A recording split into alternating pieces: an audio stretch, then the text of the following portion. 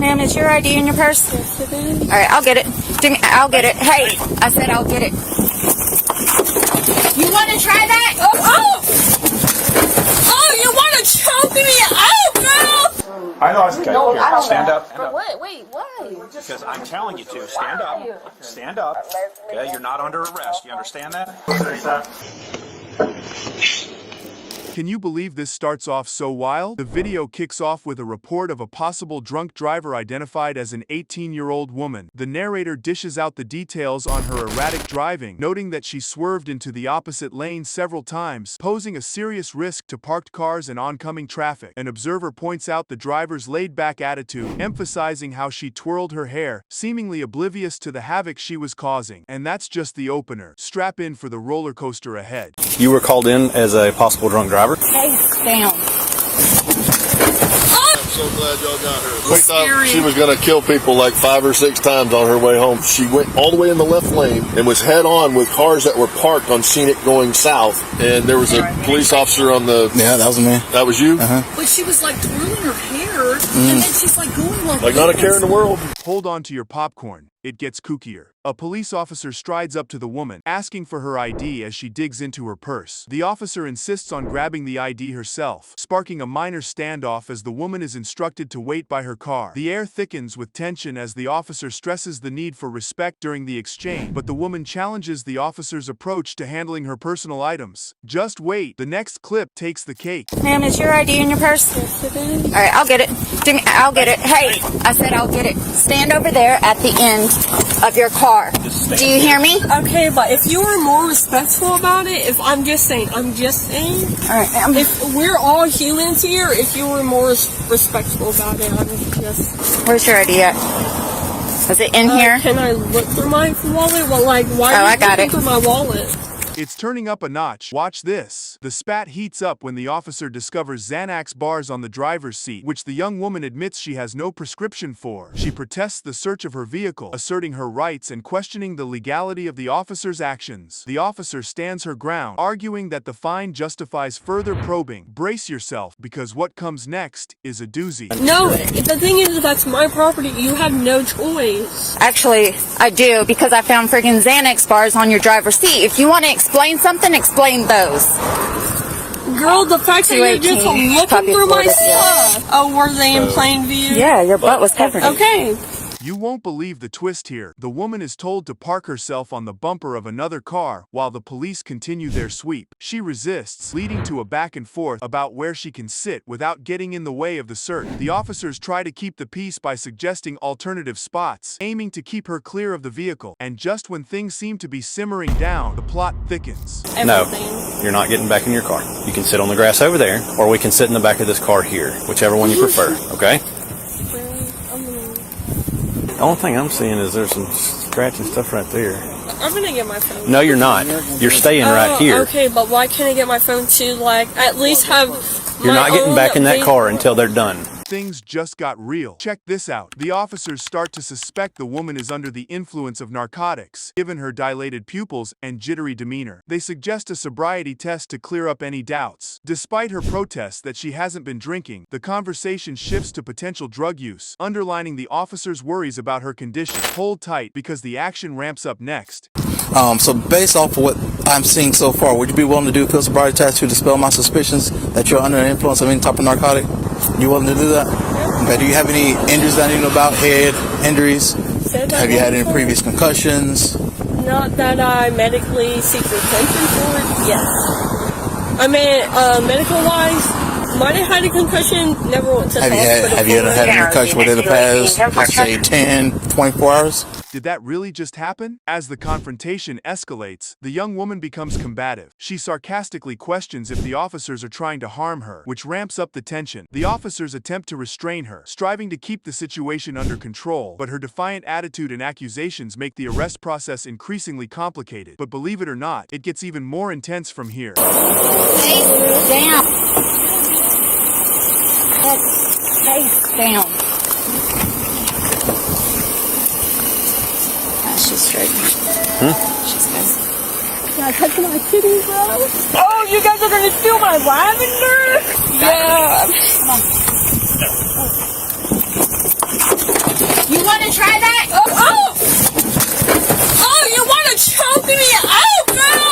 finale is absolutely jaw-dropping. As the young woman is secured in the police car, she loudly declares she'll be bailed out and plans to skip town. She launches into a tirade against the police and the capitalist system at large, venting her profound frustration with societal norm. Her impassioned speech highlights her sense of entrapment and a deep desire for freedom. You know what?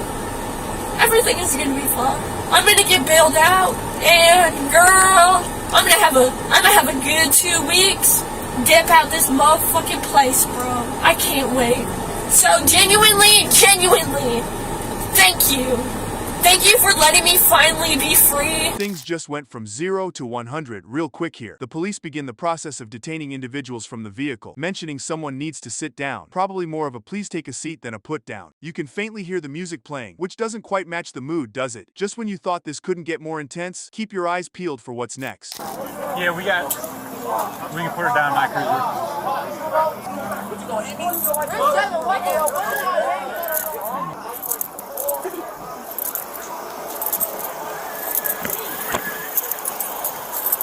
This next bit, total chaos in the making. An officer tries to calm a teenager by explaining that they just need to figure out what's going down. They're talking about letting everyone go eventually, which sounds reassuring, but also, does it? The kid's worried about his sister, and the officer's like, chill, I'll crack a window for you. You gotta see what comes up. It's a wild ride. Multiple firearms in the vehicle, we have to figure out what's going on. I don't know, but he said nothing's gonna happen because I don't know what's going on. Okay. We just gotta figure out what's going on. Yeah. So just have a He seat. said that they're gonna just let me go after they done doing it. Alright, that's my sister. I'm just trying to figure out Should be alright. Okay. There's just a lot of guns in the car. We gotta figure out what's going on. Okay. If you mind kicking your feet in, I'll roll down the window and you can talk there if you want. Hold on to your popcorn, folks. Another teen's up, asking how long her sister will be in the hot seat. The cops' response? They've got to sort out why the car's practically an armory. The back and forth is as confusing as a plot twist in a soap opera. And just when you think it's all clearing up, the plot thickens in the next clip. How long she gotta stay in here? You just have to figure out, there's a lot of guns in that car. Like a lot of guns. And if you don't mind me asking, like, why did y'all have to look in the car, or y'all just did? What's that? I don't know Like, why they... What made y'all search that car? I don't know. Yeah. I don't know. As you can see, my car is way back here. Right. So I was one I of the was last just ones to asking. arrive. I was just asking. I don't know if someone called and said that there were people with guns in the car. I don't know.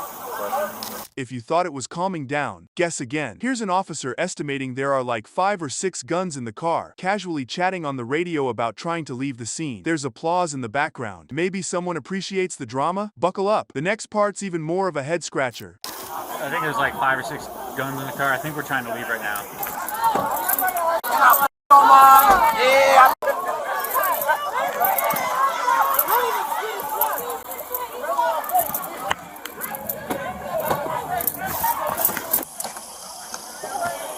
Just when you think you've seen it all, a teenager challenges the cops about searching the car, throwing around big terms like probable cause. The cop plays it cool, vague as ever, hinting they don't owe an explanation right now. The tension's building, and trust me, you'll want to stick around for the next chapter. Like, why did I'm not explaining this. So why did y'all take the car?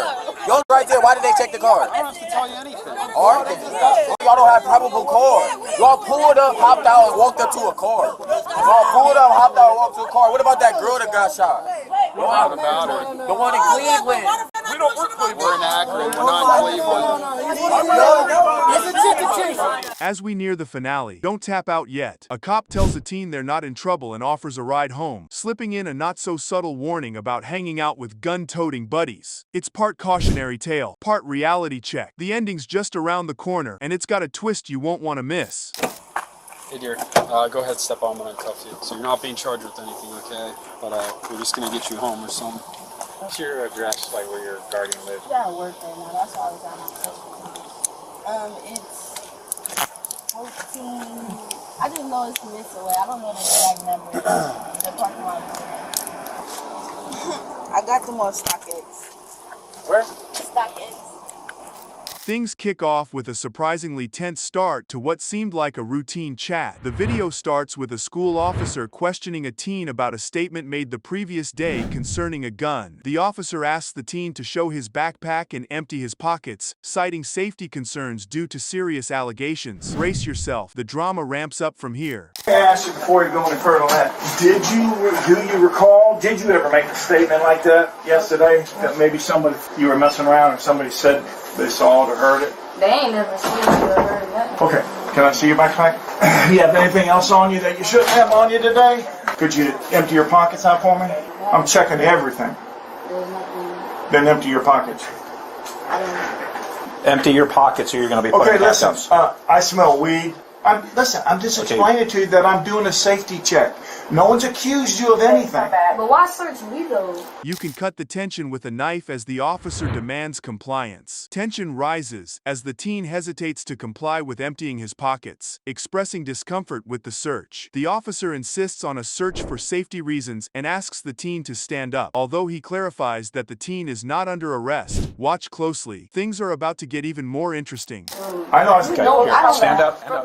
Wait, why? Because I'm telling you to. Stand up. Stand up. Okay, you're not under arrest. You understand that? Sir, I don't feel this is necessary to search me though. Okay, reason. I gotta use the bathroom. Okay, well. Okay. Just when it seemed like it was all about a backpack check, the plot thickens. The officer finds suspicious items in the teen's bag and questions him about them. Despite the teen's protests that they are just pencils, the officer continues the search, emphasizing the severity of the situation due to the presence of a gun. The next moment is a real eye-opener, so stay tuned. Probably some shakedown on the bottom of this. But... That's pencils, bro. Okay, That's pencils. okay. Don't be upset with me. I'm not upset with you. But why are y'all searching? I told you why. Resource 232. I've got. But come on. Come on, guys. Come on. Son of a bitch. As the officer digs deeper, every item scrutinized adds to the suspense. As the search continues, the officer discovers a wallet and signals a colleague about a potential code related to the gun. The teen expresses frustration and insists he has nothing else on him. The officer finds a loaded gun, and the situation escalates. You're not going to want to miss what's coming up. That's my wallet. Just go ahead and tell him signal 0. We're by Yankee. Ain't nothing on me, bro. Finish the search. Oh my God, is this necessary? Yes, ma'am. Yes. Are you seeing this unfold? The teen has read his Miranda rights as the officer confirms the teen's arrest. The officer explains the legal implications of carrying a gun, especially on school grounds. Keep your eyes peeled. The stakes are about to go even higher. Okay, I'm gonna read you your Miranda. Okay? You have the right to remain silent. Anything you say can... Huh? Am I going to jail? Okay. You have the right to remain silent. Okay. Anything you say can and will be used against you in a court of law. You have the right to talk to a lawyer and have your lawyer present with you while you are being questioned. You may use any of these rights at any time during the interview. Do you understand the rights that I have just read to you? Yes, ma'am. Okay. You're in possession of a firearm on school grounds. I understand that, but no one And a was tip was harmed. received. It doesn't matter if anybody's harmed. You're not allowed to possess a firearm, period, let alone on school grounds. The story takes a deeper dive here, and it's a doozy. The teen explains that he brought the gun for protection against bullies at school, admitting to acquiring it off the street. He denies intending to harm anyone with it. The conversation that follows is crucial, so stick around. Why were you carrying it around on school grounds? Because I understand that there's people on school ground that likes to bully people, and I felt like I was being bullied by certain people on school ground. Okay. Where did you get the gun? I got it from off the street. Did you steal it from? No, ma'am. Did you acquire it from somebody else? No, ma'am. This segment is a critical turning point in understanding the gravity of what's happening. A loaded magazine and a round in the chamber are confirmed by the officer. The teen is informed he will be transported to the county jail and will be able to make a phone call there. The reaction in the next part is something to behold. It has a magazine with bullets, and there was one in the chamber. It's going to be a transport, right? Yes, sir. Oh yeah. Can I make a phone call, please? Not right Not now. yet. You can make a phone call when you get to the Emory County Jail. As the reality sets in, the emotional tension is palpable. The teen pleads for a call to his mom and expresses regret over his actions. The officer informs him that he will be treated as an adult given his age and legal responsibilities. The dialogue that ensues is absolutely pivotal. Okay, so you're going to the county jail. Okay. Serious? Yes. I can't even call. Can you call my mom for me? We will call her. Well, you could call her from the jail. I was just finna get off juvenile probation. It's just one time thing. I never bought it yesterday. I swear, I never bought it yesterday. You may not have. We just got a tip, and I told you when I got you out of the classroom, I have to look at all tips, whether it's weapons, guns, whatever it is. As they delve into the implications of the teen's actions, the conversation takes a serious tone. Discussion shifts to what happens next, including legal consequences and contact with his mother, emphasizing the seriousness of carrying a weapon on school property. The culmination of this dialogue sets up an even more revealing conclusion. So, just like I told you, you're going to go to the county jail. Okay, you're under arrest right now for possession of a weapon on school grounds. It's a felony. Okay, so we're getting a transport unit here. You're going to be transported to the county jail. Okay, at that time, you will be able to use the phone in booking Mr. Branch, to call whoever you'd like. The final moments reveal a mix of personal turmoil and legal reality. The video concludes with the officer and the teen discussing his personal fears and the bullying he faced at school, providing a glimpse into his motivations for carrying a gun. This last part really puts everything into perspective, wrapping up a complex and tense encounter. Alicia, are you in fear of anything? I mean, is there anybody at school that you're worried about? I mean, yeah, it was. But not any longer? I don't know.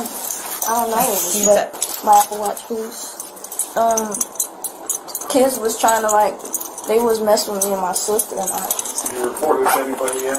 Yeah, my sister reported it plenty of times. Miss Bold came to Miss Bold about it plenty of times. Who did? It was a couple of girls, but... Right now, we just want to make sure that we're doing everything that we can and Now, were you worried that these girls were going to attack you with weapons? Yeah. In a mind-boggling start, Nex Benedict shares a harrowing tale of being jumped by 3 girls right in the school bathroom. They detail how their legs were yanked out from under them, leading to a brutal takedown and beatdown on the cold floor. Just wait, it's only ramping up from here. And then they got my legs out from under me and got me on the ground. An Oklahoma teen describes being attacked in their high school bathroom just hours before they died. I said, ignore it, Daddy. Get above it. Just ignore it. Sure. She did until she couldn't in the bathroom. Kicking off with a jaw-dropper, this clip reveals Nex's grueling everyday battles. We hear about how Nex, a non-binary teen, faced relentless harassment that escalated into the confrontation. Stick around, the plot thickens dramatically. This after the non-binary teen says they were repeatedly harassed by other students. And they said that there was 3 girls that were on top of her, just beating the crap out of her. As the scene unfolds, we're thrust into the thick of the drama. The Owasso police body cam footage sets the stage, highlighting the location and timing of the incident at Owasso West High School and underscoring the persistent bullying over Nex's gender identity. Buckle up, the dive gets deeper next. Devastating body camera video was just released by the Owasso Police Department, a small city about 2 hours northeast of Oklahoma City. That's where on February 7th, 16-year-old Nex Benedict got into a physical fight at school. Nex was non-binary and used they-them pronouns. Capturing the tension-filled moment, the body cam shows the initial meeting between an officer, Nex, and their mother in a hospital room. Nex recounts the build-up to the attack, driven by ongoing antagonization from classmates. The upcoming details will shed even more light on the extent of the bullying. The body camera video begins when an Owasso officer meets Nex and their mother inside a hospital room just hours after the attack. So what happened today? I got jumped. Tell me about it. What happened? They've been antagonizing. Right away, Nex tells the officer other students have been antagonizing them and their friends. Nex's mother, Sue Benedict, explains the bullying has been ongoing. Here, the emotional weight of the ordeal really hits home. Sue Benedict, Nex's mom, describes the relentless bullying her child endured, explaining how Nex tried to stay above the fray until it erupted into the physical altercation in the bathroom. But hold tight, there's more. Watch how the school responded. Nex's mother, Sue Benedict, explains the bullying has been ongoing. She told me, she said, Mom, she said, these 3 girls there are just, they won't leave me alone. They're making comments, they're calling us names, they're throwing stuff at us, and this is an ISP. I'm like, well, who's over this place? I said, ignore it, Daddy. Get above it. just ignore it. Sure. Now, we're getting into the thick of the aftermath. Though the surveillance video inside the bathroom is missing, footage from outside shows the precursor to the scuffle, with Nex and several students heading towards the fateful location. The immediate rush of a faculty member to the scene marks a critical juncture. Fallout is even more startling. The physical altercation happened at the Owasso West High School campus in the bathroom. There weren't cameras inside to capture the fight, but surveillance video from outside of the bathroom shows what led up to it. Here you can see 6 students enter the room on the right-hand side. Later, you see Nex at the water fountain. This is important as they admit they threw water at some of the other students after they were making fun of Nex. About 15 seconds later, Nex heads into the bathroom, and only 19 seconds later, you can see a school faculty member rush toward the commotion. As Sue's frustration mounts, it's clear the situation is spiraling. She criticizes the school's sluggish response and their failure to involve the police immediately, a step she had to initiate herself. What follows will definitely raise some eyebrows about accountability. She says the school didn't contact police after the incident. I said, okay, so what are we doing about this? Oh, well, in a couple of days we'll talk about it. I said, no, I want something done. Who said it in a couple of days? The principal. Okay. Why are they saying that? I said, I think we need to have a police officer. It's assault. Police audio recordings back this up, capturing the moment Sue contacted law enforcement hoping to press charges. Here's where the legal complexities come into play. The officer points out that Nex's act of throwing water might be seen as provocation, which muddles the legal perspective on the assault. Brace yourselves. We're about to peel back layers of this legal puzzle. It was only after Sue's call that law enforcement spoke with Nex at all. And as they told the officer on body camera video, Nex hardly knew the other students. When this first started happening, whatever this is going, this banter back and forth between you and the other individuals, did you at any point contact any school administration, whether it be counselor, the teacher that sits in that classroom? Did you let any of them know at any point in time? And I'm just asking, there's no right or wrong, but why not? I didn't really see the point in it. I told my mom though. Sure. But you didn't tell the school where they could actually do something. As the hospital room discussion unfolds, the officer seeks clarity on what exactly sparked the bathroom brawl, focusing particularly on the incident where Nex threw water at their antagonizers. The next steps the officer takes are pivotal. Thank you. That's exactly. Where did you get this water? Was it a cup you found? Was it your water bottle? It's my your daily water bottle you carry around. Okay. It was a plastic water bottle. Okay, fair enough. Okay, so you squirted them with water, threw water on whatever it was. Okay. Then at that point, what happened? They came at me. They grabbed onto my hair. I grabbed onto them. I threw one of them into a paper towel dispenser, and then they got my legs out from under me and got me on the ground. Started.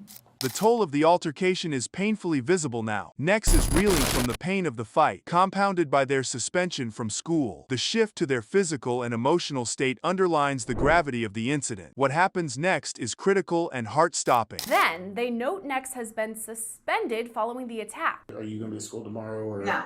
Okay, they're going to keep you They at home. suspended her. Okay. Before the officer leaves, Nex says they're in pain. I know she's hurting right now. It's bad. Well, I mean, it always hurts when you get in a fight.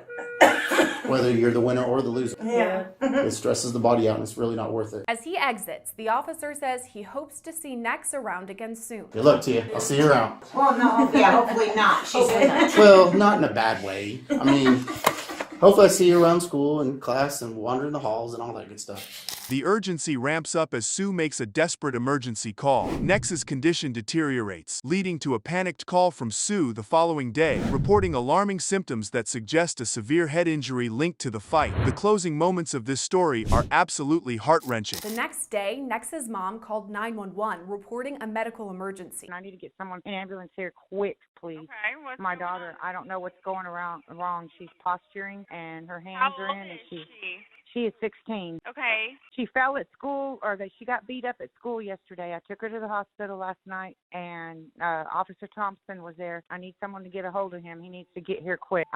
She's not doing good at all. I need someone here now. Wrapping up, the reporter summarizes the ongoing investigation and the complex aftermath of the incident. The clip concludes with insights into the autopsy results and the school's cooperation with authorities, highlighting that the full impact of this tragic event is still unfolding. The implications of this entire ordeal reach far and wide. Next was pronounced dead on February 8th, just one day after the fight at school. In a statement, Owasso Public Schools says it has cooperated fully with the investigation. Any notion that the district has ignored disciplinary action toward those involved is simply untrue. While a cause of death has not officially been determined, an autopsy shows Next did not die as a result of trauma. The entire incident is still under investigation by the Owasso Police Department. Can you believe this just kicked off? The video starts with an introduction to the scene at the beach. A man, visibly intoxicated, is being addressed by the police. The tone is chaotic as he responds aggressively to the officers. Brace yourself, the next bit is a doozy. What's up, officer? What's up with this guy? He's got a little... He was at the beach or something. What did he get brought in for?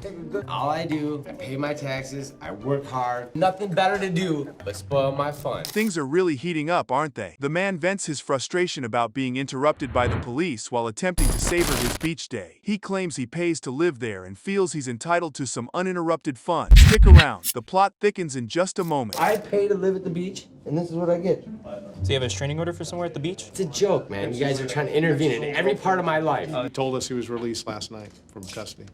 You just got out last night? Did you bail out? Just when you think it can't get any wilder, the police try to get the man to cooperate, asking him to calm down and handle the situation peacefully. Despite the man's resistance, the officers remain calm, aiming to de-escalate the tension. You'll want to stay tuned. The next part ups the ante. No, you guys let me out. That's your system. Right over here. What's up? Just pay attention to the camera up there. My bad. Do I stutter? Do I speak English? You want to go home, right? That's what he said. This guy's really turning up the theatrics now. The man sarcastically invites the officers to keep filming him, suggesting that the disruption of his beach day is totally uncalled for and making a spectacle for the camera. The saga takes an even wilder turn shortly. You guys are gonna be in my face. Stay back there. Yeah, let's do this. Look at the camera so you can call a bail bond and get up. Call nobody. Who am I gonna call? Your mom? It don't hurt. I don't feel it. There. What do you want to do? The showdown is reaching a boiling point. As the confrontation escalates, the man becomes increasingly agitated, taunting the police and dodging their instructions, which complicates the entire ordeal. Don't blink now. What's coming next is even more eyebrow-raising. All right, talk me out. Let's do this. Let's do this.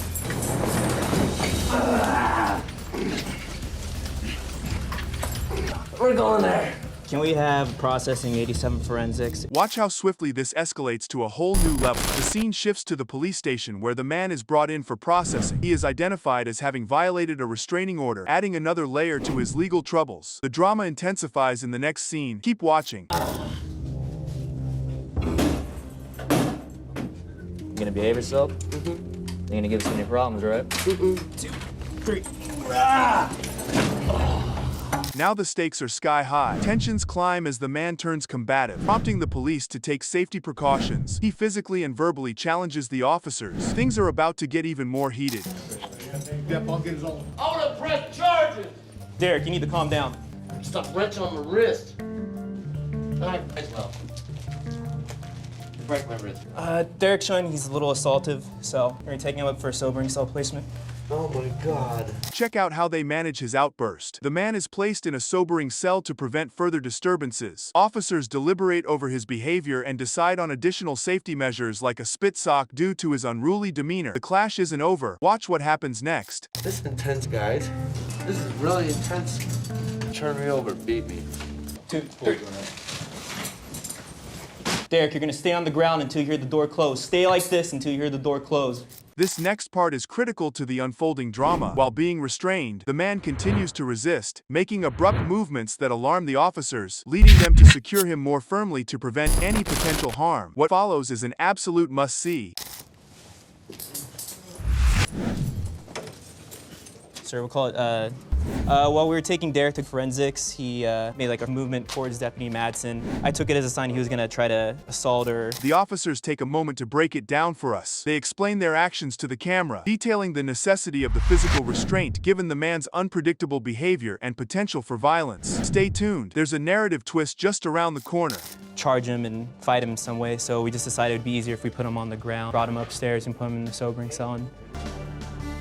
Time for a slight change in scenery. A shift occurs in the narrative as a veteran officer reflects on his years of experience working in the jail, dealing with a variety of challenging situations and individuals. The story doesn't stop here. More surprises to come. Working in the jail for about 7.5 years now keeps you on your toes, keeps you making sure that you know what you're doing. And so you always have to be watching and being careful of what's going on and make times. Things get even trickier from here on out. A new detainee is introduced, presenting a unique challenge with gender identification, sparking confusion, and a detailed explanation of the jail's handling procedures. The next scene sheds light on how this puzzle is solved. Apparently they just brought in a combative individual and they're not quite sure if it's a male or female. I have to take a gentleman or lady back there, find out what we're dealing with. Yeah, it does look very Let's go behind the curtain and find out. Watch as they navigate through these complex waters. The officers consult their records and deliberate on the need for a strip search to confirm the gender of the new inmate, highlighting the complexities of managing a diverse inmate population. Don't go anywhere. The outcome is both revealing and pivotal. Male 100%. Well, I'm looking here on the computer. We're looking it up, and this is a questionnaire that's been taken from our classification. Right here, what is the sex of the inmate? It says male 100%. So we have to assume that he is a male. So there's kind of both of the things going on. So we'll check it out and see what we can do to... Notice the delicate balance they strike in this conversation. The process of verifying the inmate's gender continues, with discussions about past surgical procedures and how they affect the inmate's classification within the jail. The dialogue continues to unfold, unveiling more in the upcoming clip. So are we going to do a full strip? She told me that that everything was surgically removed. She's 100% female. I tag saying 100% male. Do the strip search, verify, see what she is. Okay, because I think the last time she was here, they housed her in PC, male. I think May. This revelation is quite the eye-opener. The strip search concludes, affirming the inmate's gender post-operation, which aids in ensuring they are housed appropriately, respecting their identity. But there's still more to uncover as we dive deeper into the narrative. Over here. Go in the corner. In the system, it says male. I've had a sex change. So you're completely a female. She's in the... Listen to these personal stories start to emerge. Another inmate discusses her situation with a DUI arrest, providing a glimpse into the routine processes of booking and classification in the jail environment. Keep watching for more twists and tales. So what is this, DUI number 2, number 3? I was just sitting in the parking lot at Target and I was talking on the cell phone to my husband and I had my head down like this. No idea, but he made me get out of my vehicle, do the whole test and all that stuff, and I pretty much passed the visual. This is where the administrative intricacies really shine. The video wraps up with a focus on the jail's administrative challenges, such as accurate classification of inmates, ensuring their safety, and the overarching complexity of jail management.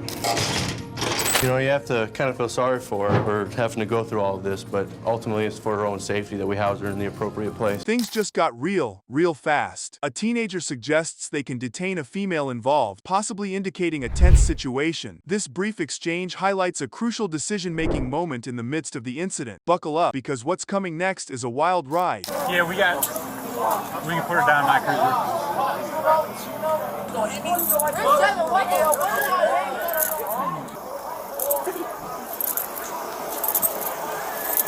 Can you believe this turn of events? An officer tries to calm a teenager, explaining that they need to understand what's happening regarding the discovery of numerous guns in a car. The teenager is told to sit and wait for the situation to resolve, showing the police's attempt to manage the scene without escalating tensions. Hang tight, the next segment ups the ante. Have a seat. They said I'm not under arrest, I'm just being detained. Multiple firearms in the vehicle, we have to figure out what's going on. I don't know, but he said nothing's gonna happen because I don't know what's going on. Okay. We just gotta figure out what's going on, so just have a seat. He said that they're gonna just just let me go after they done doing everything. Alright, that's my sister. I'm just trying to figure out what's Should be alright. Okay. There's just a lot of guns in the car, we gotta figure out what's going on.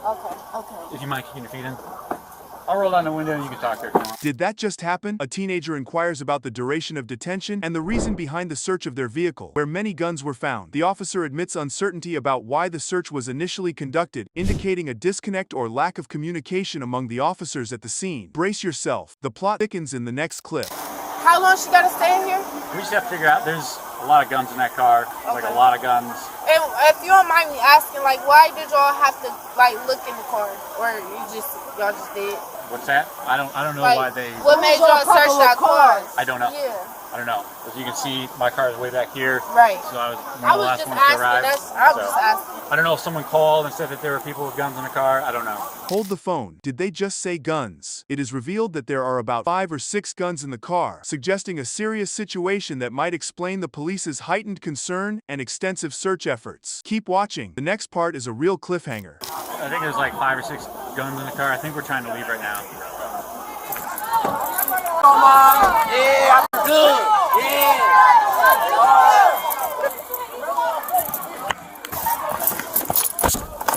Get ready for this head spinner. A teenager aggressively questions the legality of the vehicle search, accusing the officers of not having probable cause. This confrontation reflects the teenager's frustration and confusion about the police's actions. The next twist is just around the corner. So why did y'all take the car?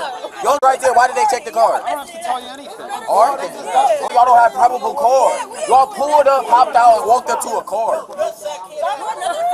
Y'all pulled up, hopped out, and walked to a car. What about that girl that got shot? What about her? The one in Cleveland. We don't work Cleveland. We're in Akron. We're not in Cleveland. The plot deepens. An officer communicates with someone off camera about the ongoing situation, saying it will take some time to resolve. This shows the complexity of the incident and the need for careful handling by law enforcement. The stakes get even higher in the following exchange. Yes, dear. We're finding out right now, okay, dear? So it'll be a minute.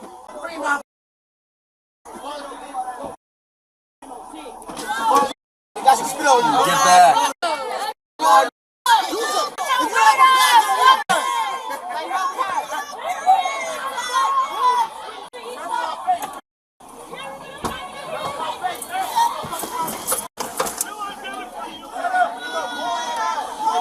The scene takes a calmer turn. Finally, a teenager is reassured by an officer that they are not being charged with anything and will be taken home. This indicates an effort to de-escalate the situation and provide care for the individuals involved after the initial confrontation. But don't wander off. The conclusion is just ahead.